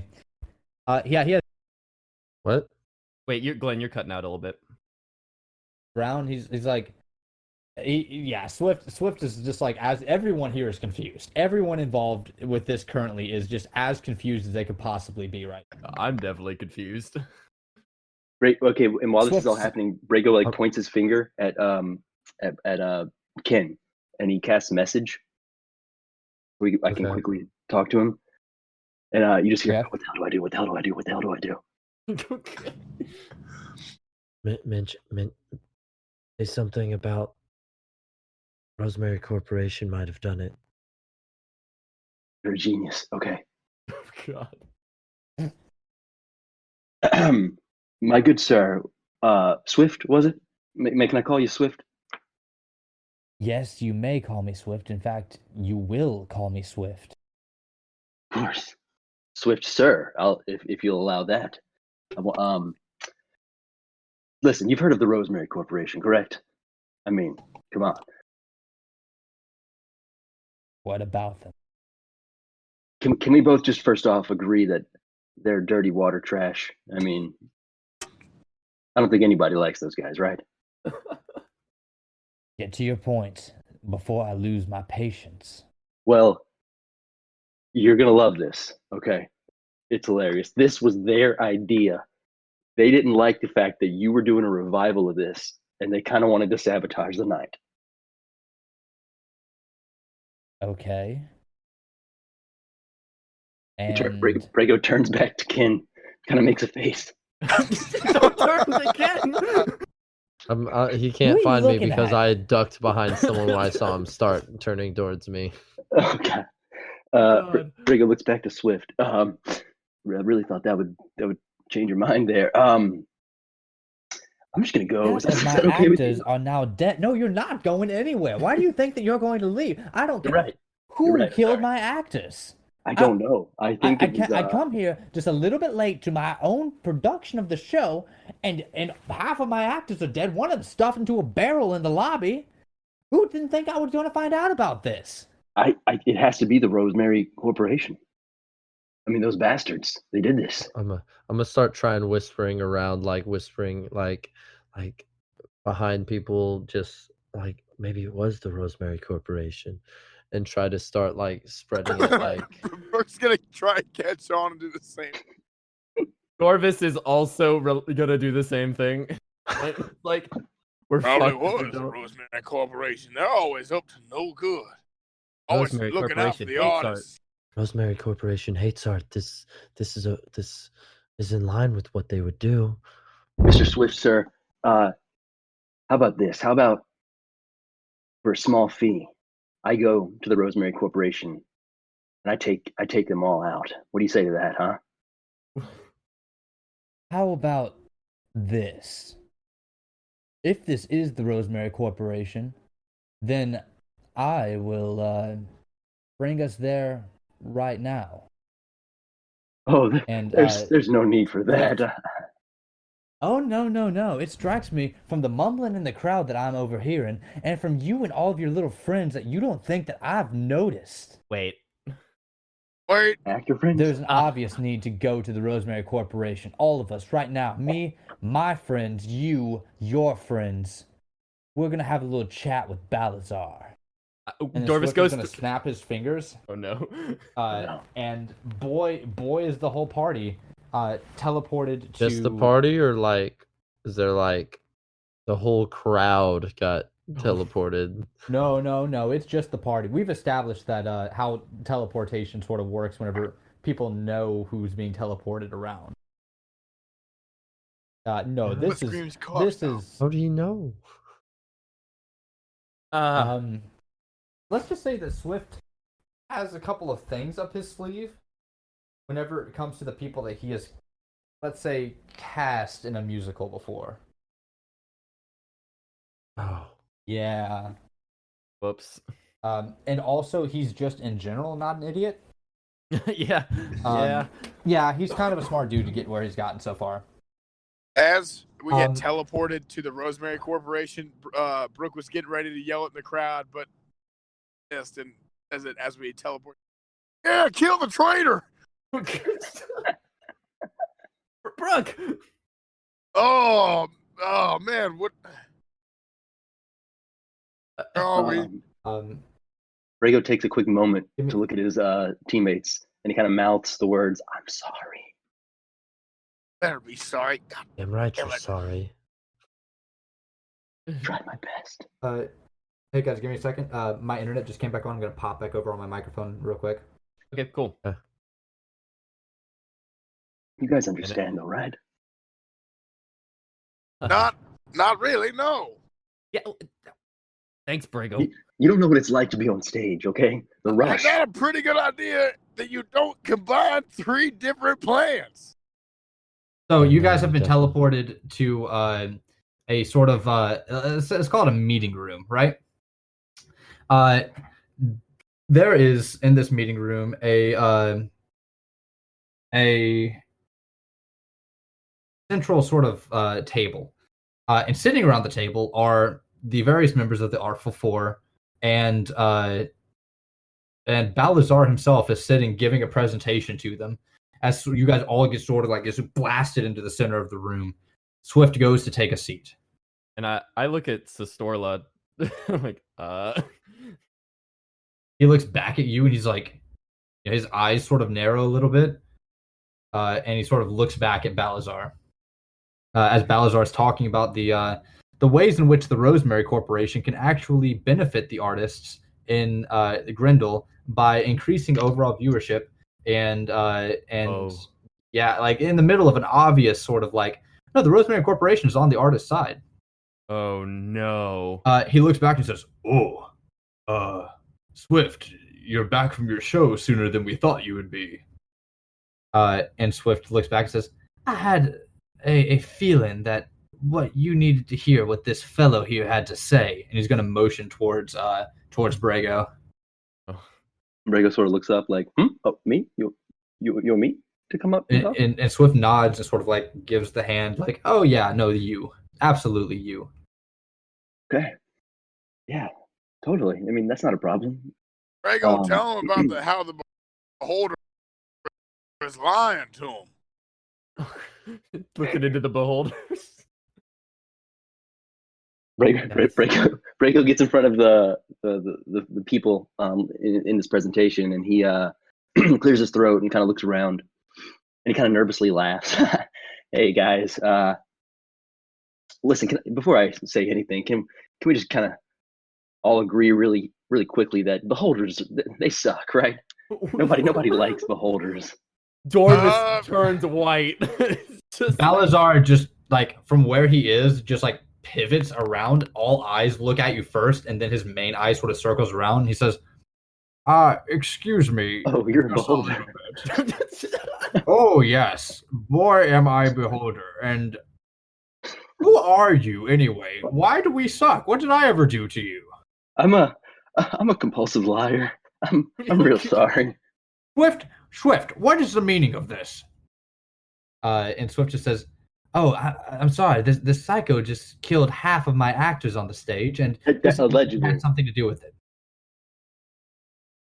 And Balazar sort of like is like dumbstruck for a second, and he says, "Wait, does this have anything to do with the final rule being used?" Yes. Brago says Yes. it does. Yes. Then I think, Mr. Swift, we should hear him out. Oh. Go on. I'm waiting. Of course. The final rule, as you know, was just enacted. And Brago is nervously looking over towards Cannon Brook. Wait, what? We don't know what you're talking. Like, I'm just like have this face on me that's like, what are you talking about?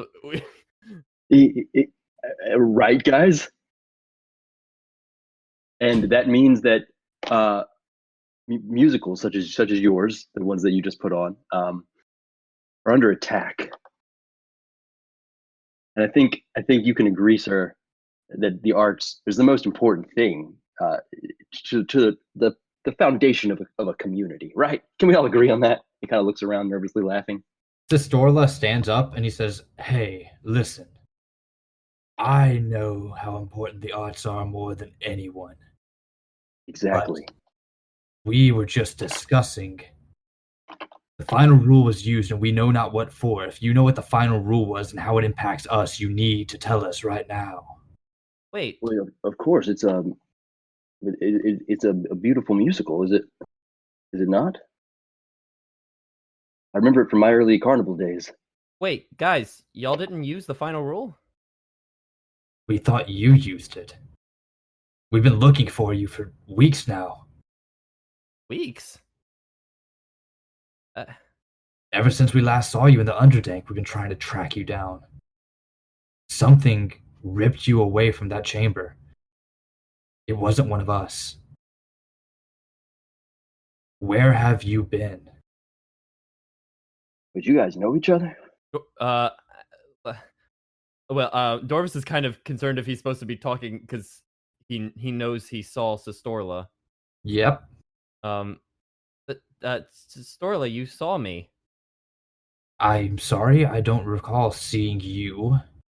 But you did. You came and you gave me this poem. Look, this poem. Well, and Sistorla sort of looks at the rest of the people in the room and he says, "I guess the jig is up then, huh?" Wait, what? Sistorla's going to look at everybody and just sort of go, "I think everything would be better suited here if we all just calm down." And then Swift is going to look at Sistorla and go, "You knew where they all were this whole time, and you didn't tell us a single goddamn word?" And Sistorla's just like, No, I didn't know where everyone was. I just knew where he was. And he's going to point to you, Dorvis. Oh shit! Let's just say that he and I have a common acquaintance. Oh, Wait, what? And Sister Orla is going to be like, yes, Dorvis, you and I have a common acquaintance. One that would prefer it if we don't talk about. Right. Right. Hey, Dorvis. Is this that thing you were talking about a couple of days ago? Shut up. Rhaego's half elf ears perk up a little bit, and he looks at Dorvis. And what's the other person's name? I'm sorry. Sistorla. Sistorla. Is Sistorla a human? No, he's a lizard folk. Oh, lizard folk. Okay. And then Rhaego kind of saunters over to Sistorla, and he looks up at him, and he says, "Who is this acquaintance you speak of?" Oh, you're really going to make me do it, aren't you? If it's who I think it is, I'm gonna need to know. And he puts his hood up. Rhaego, what are you doing? It gives him confidence, guys. Look, Dorvis knows as well as I do that we don't talk about him. We don't. We never have. We never will. We will never speak of him. If you speak of him, he will appear. speaking of him right now. Yeah, but I'm doing it about it in a roundabout way. I'm not directly saying it. I'm not directly saying the guy who signed my. And then he's going to stop. You and just "Whoa, did. No. And everything is going to freeze in the room except for you and Sistorla Dorvis. And- Oh no. Just like whenever you were speaking with the drow woman whose name escapes me right now, but I don't have it in front of me. Yeah. Stella, thank you. Just like with Stella, reality seems to crack and shatter in front of you, and you and Sistorla just like collectively just go, "Oh shit!" Yeah. And from out of the crack appears the very same devil that bargained with you all those years ago and destroyed the town of Ghrehndhehl. And he appears and he says, Now, please excuse me, gentlemen, both of you. Please excuse me if I can be so brash to assume that I thought I told you not to speak about me nor the things that we've done, and yet here for the past week I have heard nothing but blah blah blah. This guy I signed the contract with, blah blah blah. He might be listening, blah blah blah. Oh, It wasn't our fault. I mean, people were talking about it. I can't just. Hey, shh, Dorvis. I never said that it was your fault. Just like how Ghrehndhehl wasn't your fault, right? Right. Alex, check your messages. Text messages or Discord? Discord.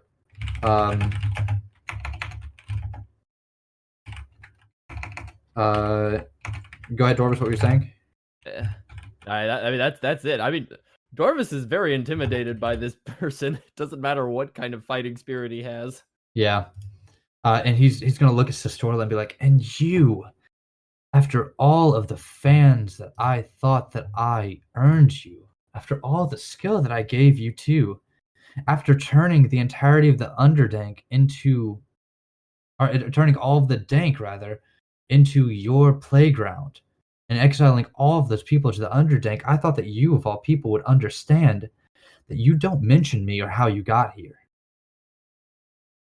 And Sistorla just sort of meekly looks down, and he looks at both of you and he says, I have to say, I am so disappointed in both of you. And I have to say, I guess it's time for me to collect, isn't it? Since both of you just can't seem to keep your mouths shut. And I had such plans for you too. Wait, collect? No. We don't need to do that. And the devil is going to sort of wave his hand in the air, and a very, very, like, from seemingly nowhere, a very razor sharp blade that is just like it is wickedly sharp on one end and barbed on the other end, sort of serrated like a saw is. Dorvis remembers this same blade. It has an eye sort of on the hilt. It was the same blade he took out whenever he was going to collect on Dorvis the first time. And Sistorla just sort of like for the first time in his life, this very verbose lizard folk has nothing to say. Can we see this, or are we just No, like frozen in time? Everyone else is frozen in time. Okay. It appears, yeah. My Okay, friends and- have screwed me. So while this is happening, basically, fog just fills the room immediately, and in the last space that Brago could remember where the devil was, he just charges him, tears in his eyes, and he's going in for the kill. Oh my god. So the fog starts to roll in, and the devil looks very confused, and he says, "Now who else here is?" And then what are you attacking with, Brago? My dagger. A dagger just suddenly bursts through the devil's chest, and he looks down at it, and he says, "Now that's strange. I thought only people who had a connection with me could move whenever I..." And then he just like sort of like he's gonna take the dagger and he's gonna pull on the blade that's extruding from his chest and basically pull it out of your hand, Brago, and through his chest until he's holding onto it. Oh shit. Okay, Brago's just like he's kind of incoherent right now, and so he's just unleashing everything he's got. Like I cast ice knife on him again. I don't have a dagger on me, and so I'm punching him if I can, whatever I've got on my disposal. Yeah. So you cast ice knife, and it once again like it sticks in his back and explodes forward, and like several ice shards fly out of his front, and he's just like, "Now, who on earth has this sort of..." And he's just gonna turn and look at you, Brago, and he's gonna say, "Oh, you. And I remember you." And Dorvis is gonna take this opportunity when he turns around, and he's gonna try to boil the demon's blood. Okay, yeah, you can do that. I'm gonna try. So do I just roll let's see. I have this. Yeah, you have it now. We made it. Yes. No, the devil is going to roll a Constitution save, Oh shit. which he is going to pass. Oh right. And you touch him, and your hand starts to like you feel the blood inside of your body start to boil as the spell backfires towards you. The devil's just going to look around at the situation and go, "Well, I can see where I'm not welcome. Listen, Sistorla, Dorvis, and you, Brago. I think you all have something to talk about that night in Ghrehndhehl. But until then, I'm going to leave you be. I can see that this situation was a little bit more nuanced than I first thought. And whenever I come back for all of you, let's not forget this little act of mercy. But because you guys can't seem to keep your mouths shut, well, I didn't want to do this, but I guess I will." And he's going to just make a sign with his hand, and suddenly you feel something burn on the back of your neck, all three of you. Well, both of you and Sistorla as well. And whenever you feel it, it's a searing pain. He says, "Should I ever hear you talking about me again in any capacity, that brand that I gave you is going to attract all sorts of trouble to your place. Now, will it kill you instantly? That remains to be seen. But let's just say you're not going to have a good time while that's on you. Capiche? Capiche." And then the devil's going to just say, "Ciao," and then go back through the crack in reality as the world sort of resets itself back to the moment where he entered in the first place. Dorvis just collapses. Brago looks over at you. Is it true? What he said? Dorvis doesn't dare say a word. Dorvis is Why? terrified. Why? Why? And Brago runs up and grabs you by the collar. Tell me! Shut up. Shut up. Shut up! Everybody that I loved was in that village. My mother was there. And he sort of like pulls back and punches you in the face as hard as he can. Ooh. Yeah, Dorvis takes it. I mean, shit. it doesn't. To be fair, everything that he has isn't much, Dorvis, so it doesn't hurt a terrible ton. But the punch is still startling to you, and like it is a sort of repentance. What do you mean? They all died. That entire town is gone. The people are all gone. I know, you bastard. That's where I used to live. Just tell me why. What was it? Was it for some greater purpose? Why? Dorvis choked up. I did it. Save myself. To save yourself from what? I didn't know it would happen. I said an offhand remark for more time. And he did it. Their lives in exchange for mine for a little more time. Selfish son of a bitch. I'm sorry, I really am. And kind I of didn't defeated, know. Brago just kind of stands up and kind of walks off to himself. Not too far, but just he needs to get away for a second. Yeah. Everyone else is just sort of like watching what's going on here and like unsure what to do. And Balazar eventually is the one that breaks the silence, and he looks at everyone and he says, "Why? Tell me. What does this have to do with the final rule being spoken? We all know that it was spoken before any of us could get to it. I need to know, what was the final rule? The wish that was granted, what was it?" How is it that we're supposed to know this? Well, I assumed that you all had something to do with it. We didn't do it. We don't. You were the know. only ones who knew about that chamber. Well, But what about the chamber? I know that none of us know anything about the chamber, or the final rule, or anything. Well, if you know nothing, why are you even here? Swift, get them out of here. And Swift says, "Actually, I have a better plan, Balazar. These people have been a thorn in our sides for far too long, even before you and I were in talks to produce a new musical. I say we get rid of them for good. After all, it was fun toying with them while it lasted, but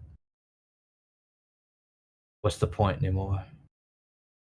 And he's going to start speaking some magical incantations. When his secretary like bursts into the room and like really quickly like whispers something to Balazar, like runs back out. And Balazar says, "Hold, Swift. I think we have a bigger problem." And You're cutting out, Glenn. Yeah, you were cutting Okay. out, Glenn. Can you repeat that? I think I'm going to continue to cut out, so hold on. Nope, there it goes. Yeah, Balazar says, "Hold your hand, Swift. I think we have a bigger problem on our hands." For the first time, the Rosemary Corporation appears to be in the negative. After all of our stocks, everything that we have, it seems like they will not grow. We're getting reports from all across Ghrehndhehl. Crops are dying. Birthdays that were meant to be celebrated today will no longer be celebrated. It appears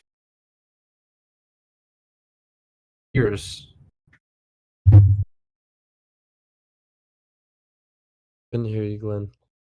Oh, he dropped out. Well, Jeez. just for a quick intermission. We'll be Well, back after the holy shit moments.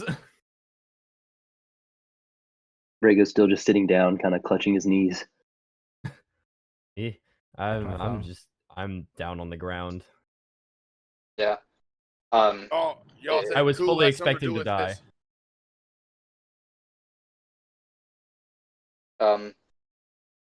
But Balazar looks and says, I think I know what the rule was that was spoken. I think I understand what happened. We're all the last of Ghrehndhehl. All of us are the last of our kind. There shall be no more blood spilled while I am here. For any life taken is a life that will not be replaced. That really cuts into profit margins. What do you mean by that? Or you're saying that no lives will be replaced? What?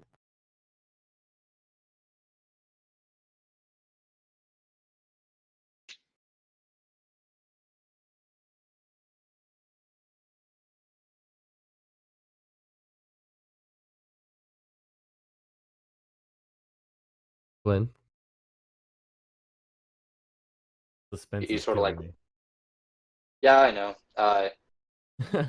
He me. says, I think we're the last of life as we know it. Nothing will come after us. Nothing more.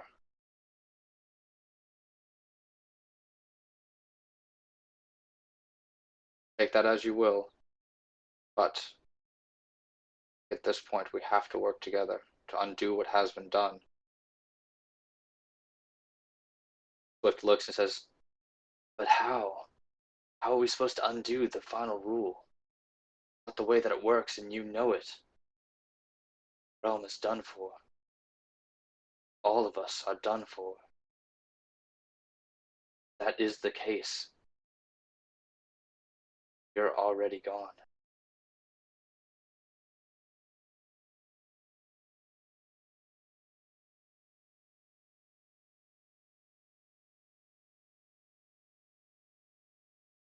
Can I have Ken roll an intelligence check, see if he can put together if who was the one, like, with just everything that was said, if he'd be able to put the puzzle pieces together. Yeah, absolutely. Go ahead and roll it. Okay.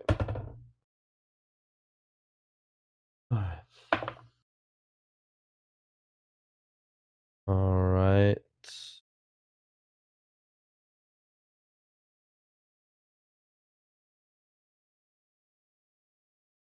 That is a 10. Yeah, you have a feeling it has something to do with it, but you can't.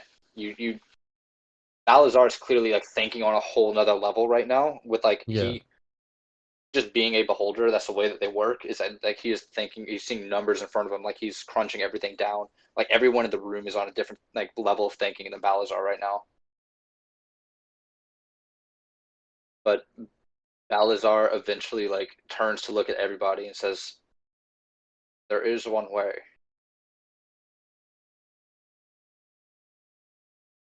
But it requires me to ask something of you that I never thought that I would. See, there can be but one final rule for every story, for every realm, for every plane of existence. There is but one final rule. What if we sent you somewhere else? What if we sent you somewhere with a different rule to be spoken? You could save all of us. A different world. What do you mean? Like, are there different? I've only read about that in theories. Well, of being other worlds like ours. I know there's, the elemental planes and stuff like that, but like, are you saying no, other material I planes? do not mean a different plane of existence like us and the ethereal and the material and elemental. No. What I mean is an entirely new world from the ground up.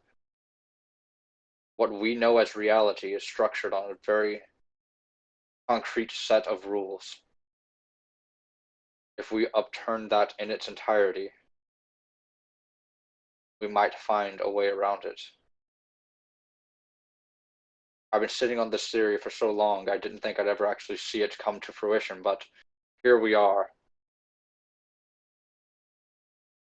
I must ask all of you, are you willing to accept this as your new reality? Dorvis is Listen, almost not in any state to say anything at the moment. Rhaegar walks if over you do not wish, yeah, and he asks, "This new world you speak of, is it like our world now, or is it new and different in every way?" in some ways it is similar, and in some ways it is very different. It will have to require us all to make great sacrifices. Though I believe the five of us will stay here in order to make sure that we protect Ghrehndhehl at all costs, so that the cost of life may be minimized.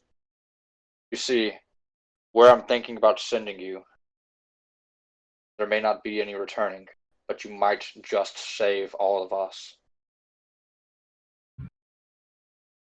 I don't know about If you saving don't want you, to but go, listen, we're all in the same boat now. You can stay here and die with us, or you can try to save all of us. Dorvis gets up. He says, I'll do it. If it means I can repent for all the sins that I've caused and all the torment that I've done to people, I'll do it. Good. I thought you would. well, I really don't have much in this world, so except for those that I've been traveling with this past month. Yes, I'll go.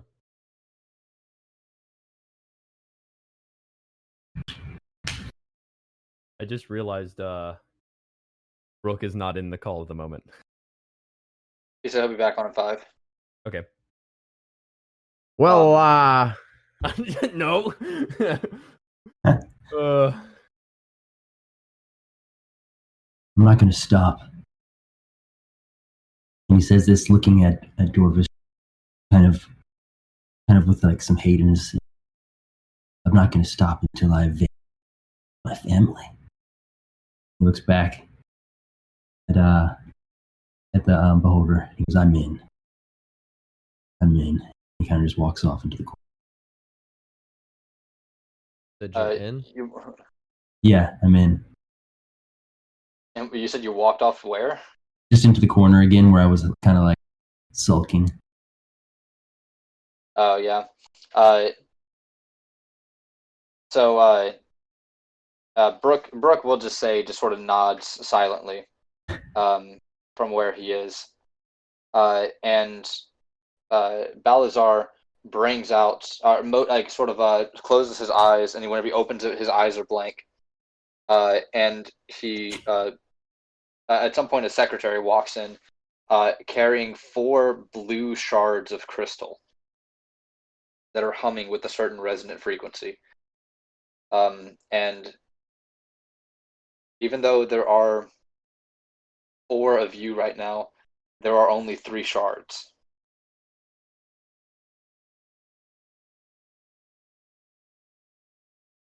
And the secretary looks and is unsure about who to give them to. Brooke walks forward and takes one of the shards.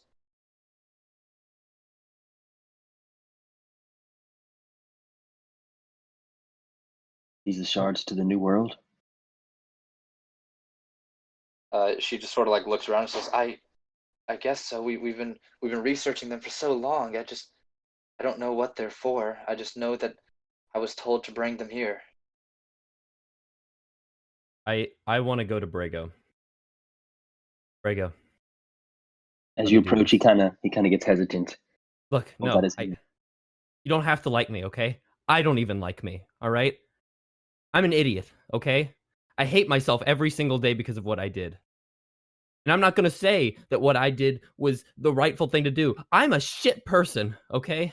And what I did, I can never pay back. But let me do this.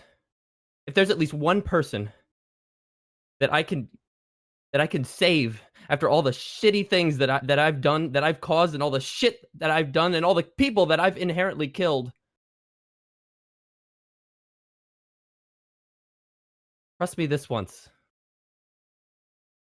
Brago looks at you, and he's like choked up, and he just wants to hate you, and he doesn't even want to look at you, but he kind of just like hangs his head down, and he understands that like you genuinely are sorry and you want to help, and he just kind of nods his head. He doesn't say anything.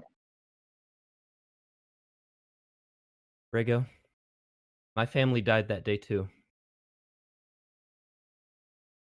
But I'm going to ask for repentance for all of it. Promise. Do what I can to at least save what little world we have left.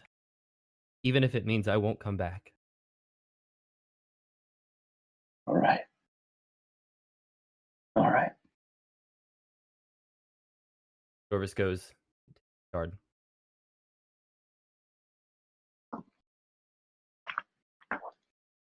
Brago Oh, looks at yes. Ken. Well, what's it gonna be? As I said, I have nothing in this world. I may not have anything in that one either. You want it? Yours.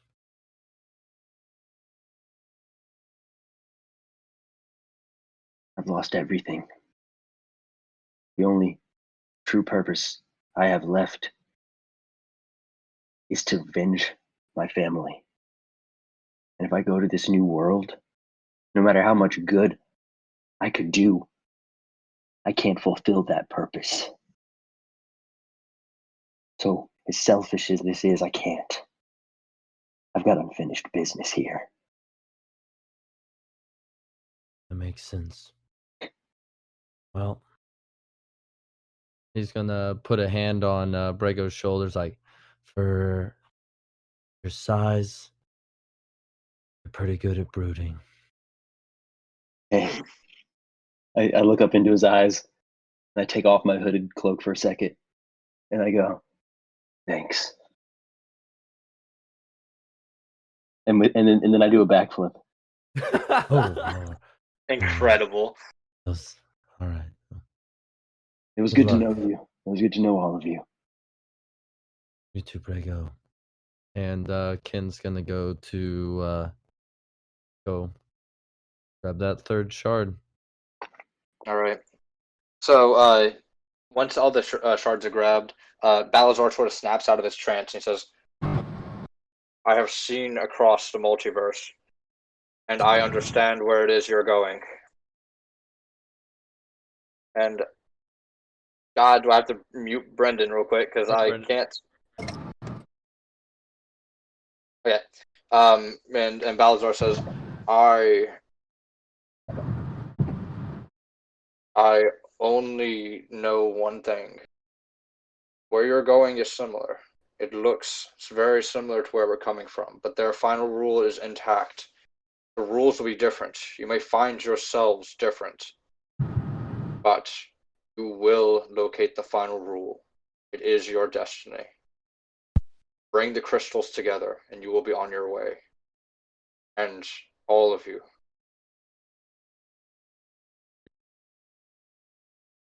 Treated me like an enemy, but know now we're all in the same fight. I will do what I can to help you from this plane of existence. I don't know if it'll be much, and I don't know if you'll even find a counterpart like me in the new world. But if you do, make sure you tell him. Tell him Balazar sent you. Hopefully he'll know. Now, go. You've got an entire, well, you've got a world to save. Well, should we touch tips? Guess it's the only way. Incredible. I'll gently touch my tip to Corvus's tip. I I saw will it do on the your same. face. You were waiting for that one. Oh yeah, I was. When we said that we have to bring them together, I'm like, Brooke, come here. Touch tips. And Brooke, you have a crystal as well. Are you going to join them? I will.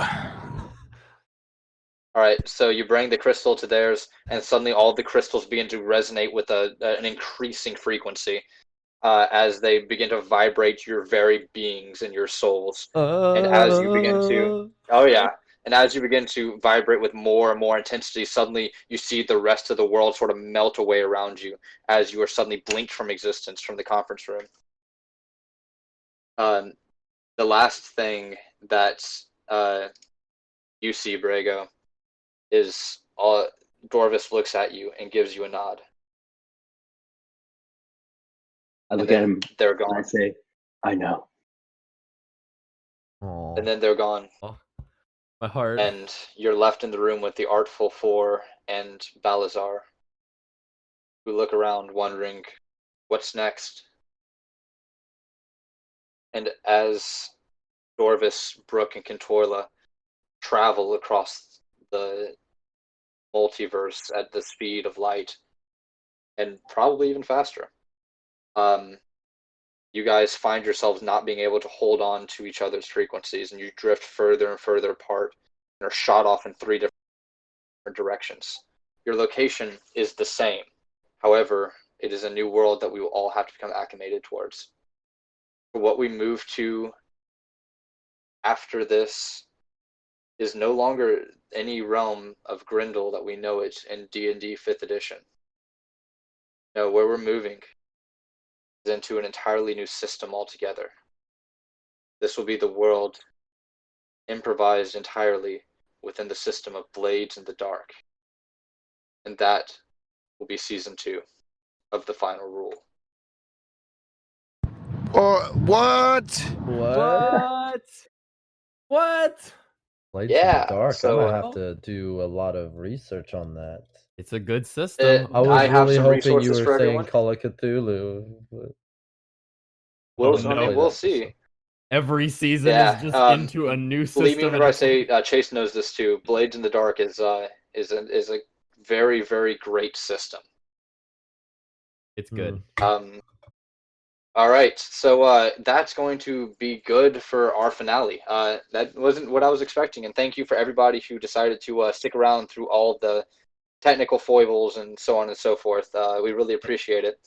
Thank you guys so much. We'll figure out something to do with the podcast. We're not going to be able to use literally any of this audio, I don't think, because I was dropping in and out. Brendan was dropping in and out. It was a mess altogether. But we'll figure something out for it. You guys at least got to have a conclusion to Season 1. Thank you, everybody who listened to this. Like I said, we'll figure out something to do for the podcast itself, but I'm glad that you guys got to hear the ending to the story for now. We will be back in September with Season 2 of The Final Rule. So for the last time for Season 1, let's all sign off. I, as always, was your DM and host, Glenn Underwood, also known as Maytag. You can find me on Twitter at May_tagofficial. Follow me there if you're not already. You'll be seeing a bunch of posts about me being in France starting in about half a week, or about a week. So be happy about that. Hey, Chase.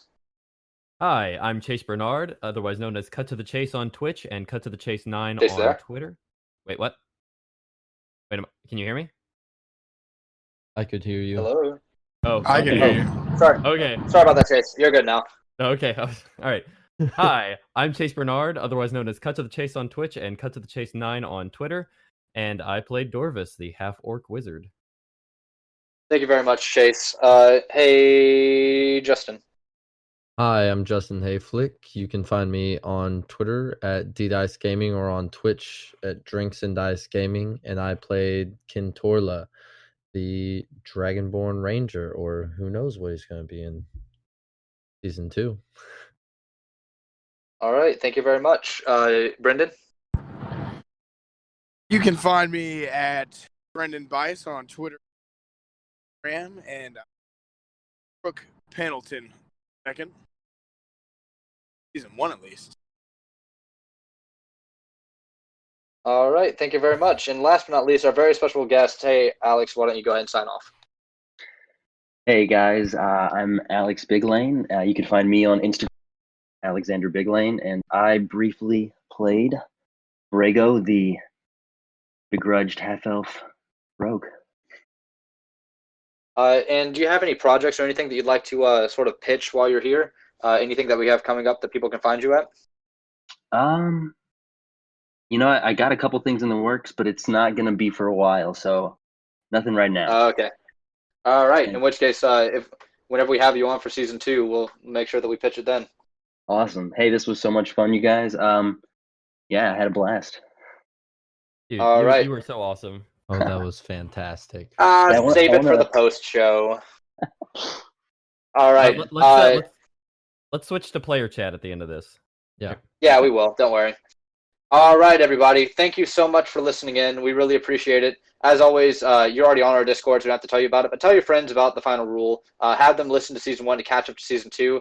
And if you want to, you can hop on over to our Patreon and check out some stuff that we have over there, some exclusive content and stuff that we put together for everyone. Until then, hey, everybody, let's sign off for the last time of season 1. Bye.